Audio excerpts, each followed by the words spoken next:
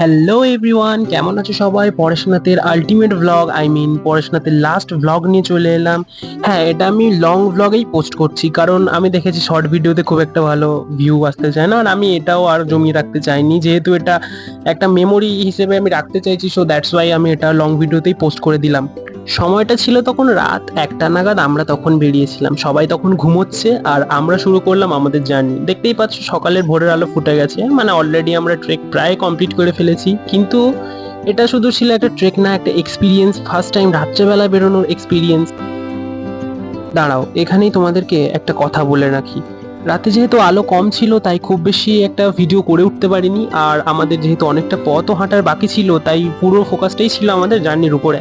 আর আমি চাইনি কোনোভাবে যে আমার ফোনের চার্জ শেষ হোক, কারণ ওই পার্টটা দেখাতে গিয়ে হয়তো আমি এগুলো মিস করে যেতাম। তো চলো বাকিটা শেয়ার করছি তোমাদের সাথে আস্তে আস্তে। ধীরে ধীরে আকাশটা হালকা হতে শুরু করলো, কিন্তু তখনই বুঝলাম আসল কষ্টটা। পা যেন আর উঠতেই চাইছে না, তবুও সবাই এগিয়ে যাচ্ছে গন্তব্যের উদ্দেশ্যে। আর এই দেখো, এখান থেকে মন্দিরটা এক ঝলক দেখিনি। এখান থেকে দেখতে মনে হচ্ছে একটুখানি, কিন্তু তবুও আমাদের যেতে হয়েছিল অনেকটাই। সো গাইস, অবশেষে পাহাড়ে পৌঁছালাম অনেক যুদ্ধের পর। কাল বেরিয়েছি রাত 1টার সময়, আর আজকে পৌঁছালাম আজকে কটা বাজে? এদিকে 6:36, 6টা না 5টা, 5:36। উপরে গিয়ে ভিউটা দেখাচ্ছে। ও হ্যালো, ও ম্যান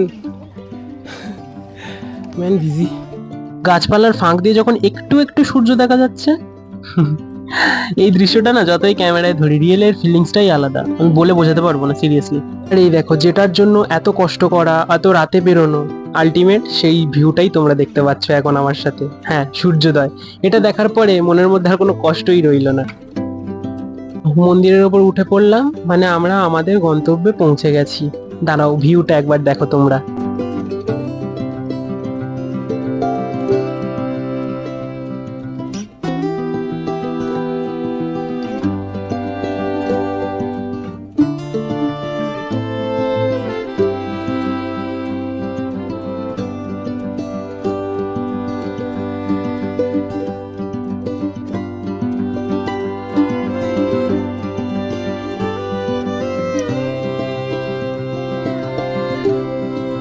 ফাইনালি চলে এসেছি পরেশনাথ মন্দিরে, যেটার জন্য মানে আমি কদিন ভিডিও দিতে পারিনি।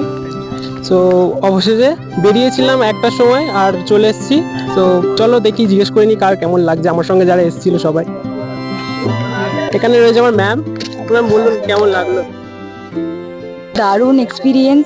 আমরা বেরিয়েছি রাত 1টায়, আর একদম উপরে এলাম তখন কটা বাজে? 5:30 বাজে। মানে সানরাইজটা দেখলাম, দারুণ লেগেছে, অসাধারণ। আর পাহাড় তো সবাই দেখতেই পাবে। পাহাড় আবার আসবেন তো ট্রেকিং এ? অবশ্যই আবার আসবো। আমি এই প্রথমবার এলাম, আবার আসবো, তোদেরকেও নিয়ে আসবো। পরেশনাথ মন্দিরটাকে দেখ।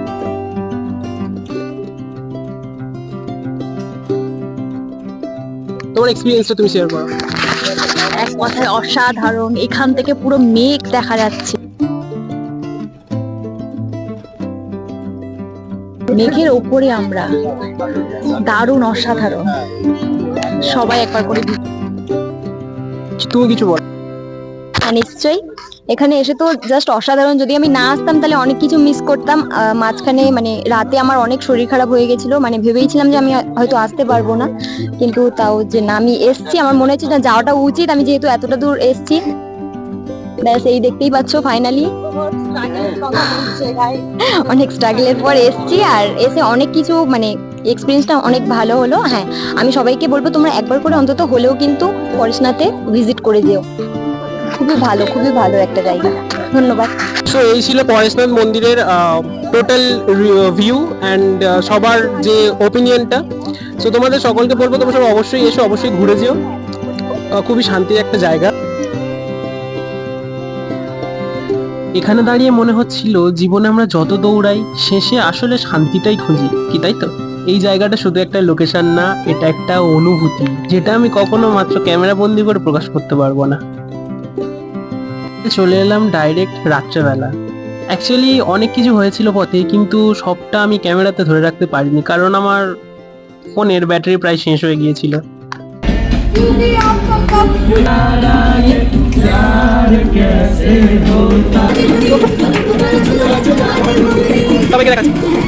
রুমে ফিরে আমরা যে মজা করেছি না, গান, হাসি ঠাট্টা সবকিছু। আর সবচেয়ে অবাক লাগার বিষয় ছিল যেখানে আমরা কেউ কাউকে চিনতাম না, তবুও মনে হচ্ছিল যেন অনেক দিনের পরিচয়। এনিওয়ে, রাতে ছিল একটা কালচারাল প্রোগ্রাম, প্রত্যেক ট্রেকেই নাকি হয়। আমি স্যারেদের সঙ্গে কথা বলে যা বুঝলাম, সবাই নিজের নিজের মতো পারফর্ম করছিল। সত্যি বলছি, এই পার্টটা না মিস করা যায় না। চলো তোমরাই দেখে নাও, আর বেশি কথা বলছি না। আর হ্যাঁ, লাস্ট আর একটা কথা, এই দাদাটা একাই বলবো পুরো আসর কাঁপিয়ে দিয়েছিল। তোমরাও দেখো, দেখলে বুঝতে পারবে।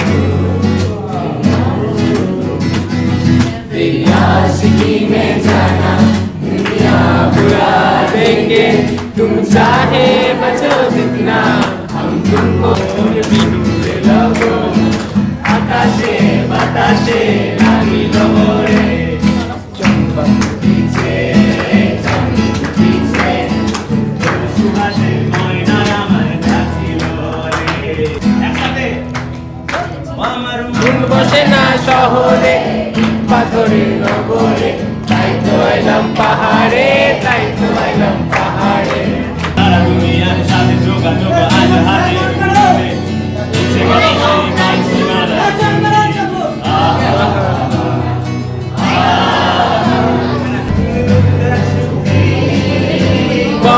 তুই সামনে আ জানা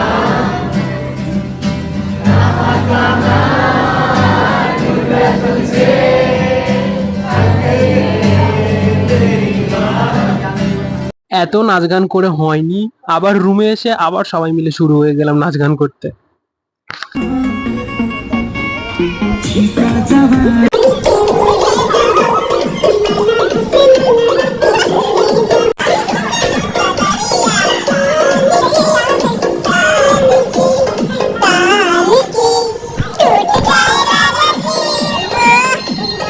দিন সকাল 29th of মার্চ, অর্থাৎ আমাদের ফিরে আসার দিন।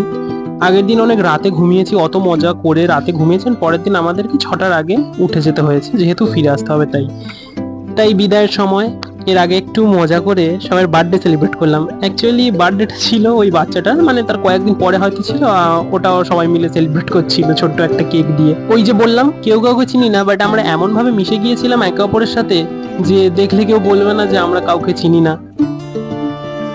গাড়িতে ফিরছি, চারপাশে শুধু পাহাড়, ফাঁকা রাস্তা। মনে হচ্ছিল এই জার্নিটা যেন শেষ না হয়। জীবনও ঠিক এই রাস্তাটার মতোই, কখনো উঁচু কখনো নিচু, কিন্তু চলতেই হয় বলো। সারা জীবন তো আর আমরা মজা করতে পারবো না, বা আমাদের এত আপস অ্যান্ড ডাউনস থাকে বলেই জীবনে আমরা এরকম ছোটখাটো মজাটাকে একটু বেশি বড় করে দেখতে পারি।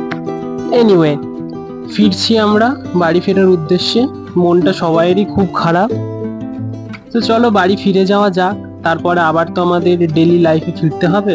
তো আমরা হাইওয়ের উপর দিয়ে আসছিলাম তখন, এরপরেই আমাদের স্টেশনে চলে যেতে হবে। এখানকার রাস্তাগুলো সত্যি খুব সুন্দর। অবশেষে আমরা পৌঁছে গেলাম স্টেশনে। দেখো এখান থেকেও পাহাড় দেখা যাচ্ছে। আমরা স্টেশনে এসেও খুব মজা করছিলাম, কারণ এরপরেই তো আমাদের সবাইকে আলাদা হয়ে যেতে হবে। এবার সবাই সবার জায়গায় চলে যাবে, সবাই সবার বাড়ি, কিন্তু স্মৃতিগুলো ঠিক থেকে যাবে। এভাবেই শেষ হলো তাহলে আমাদের পরেশনাথ জার্নি। ভিডিওটা ভালো লাগলে কেউ লাইক শেয়ার সাবস্ক্রাইব করতে লজ্জা পেও না। আর দাঁড়াও আরেকবার বলে দিই, টাটা পরেশনাথ, আবার কবে দেখা হবে জানি না। সবাই ভালো থেকো, সুস্থ থেকো, সবাইকে ভালো রেখো।